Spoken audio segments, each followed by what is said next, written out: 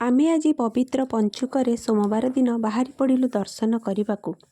ଆମେ ଆସି ପହଞ୍ଚିଲୁ ଢେଙ୍କାନାଳ ଜିଲ୍ଲାରେ ଥିବା ଜିରାଳ ଗ୍ରାମରେ। ଏହି ମନ୍ଦିରଟି ଅତ୍ୟନ୍ତ ଆକର୍ଷଣୀୟ ମନ୍ଦିର ଶ୍ରୀ ବାବା ଜଳେଶ୍ୱରଙ୍କର। ଜିରାଳରେ ଥିବା ଜଳେଶ୍ୱର ଶିବ ମନ୍ଦିର ଉତ୍ପତ୍ତି ଏବଂ ଐତିହ୍ୟ ତଥ୍ୟ ତଥା କାହାଣୀ ଲୋକଲୋଚନକୁ ଆସିନାହିଁ।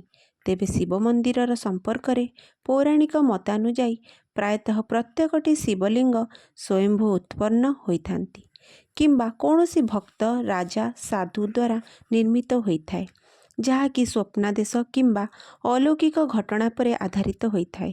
ଏହି ମନ୍ଦିରଟି ସ୍ୱପ୍ନାଦେଶରୁ ଜଣେ ଭକ୍ତ ନିଜର ବ୍ୟକ୍ତିଗତ ସମସ୍ୟାର ଦୂରୀକରଣ ହେବାରୁ ଜଳେଶ୍ୱରଙ୍କୁ ଏଠାରେ ସ୍ଥାପନ କରିଥିଲେ। ଗ୍ରାମବାସୀଙ୍କ ସହାୟତାରେ ଏହି ମନ୍ଦିରଟି କ୍ରମାଗତ ସମୟ ଅନୁସାରେ ଏକ ବଡ଼ ବିରାଟ ମନ୍ଦିରରେ ପରିଣତ ହୋଇଛି। ଏହି ମନ୍ଦିରର କଳାକୃତି ଆଉ ସୁନ୍ଦର ମନୋରମ କାର୍ଯ୍ୟକୃତି ପର୍ଯ୍ୟଟକକୁ ଆକର୍ଷିତ କରେ। ଓଡ଼ିଶାର ଏହି ମନ୍ଦିର ଢେଙ୍କାନାଳର ଏକ ଗ୍ରାମରେ ଥିବାରୁ ଲୋକଲୋଚନକୁ ଏତେ ଆସିପାରିନାହିଁ। ମନ୍ଦିରର ଚତୁଃପାର୍ଶ୍ୱରେ ମା ପାର୍ବତୀ ଏବଂ ଅନେକ ଛୋଟ ଛୋଟ ଶିବଲିଙ୍ଗ ଏହି ମନ୍ଦିରର ସୌନ୍ଦର୍ଯ୍ୟକୁ ଦ୍ୱିଗୁଣିତ ବଢ଼ାଇଥାଏ। ଆପଣଙ୍କୁ ଏ ମନ୍ଦିରଟି କେମିତି ଲାଗିଲା ମୋତେ କମେଣ୍ଟ ମାଧ୍ୟମରେ ଜଣାଇବେ।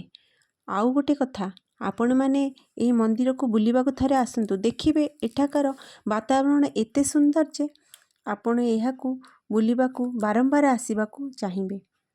ଏବେ ଟିକେ ଉପଭୋଗ କରନ୍ତୁ ଏହି ମନ୍ଦିରର ସୌନ୍ଦର୍ଯ୍ୟକୁ। ହର ହର ମହାଦେବ।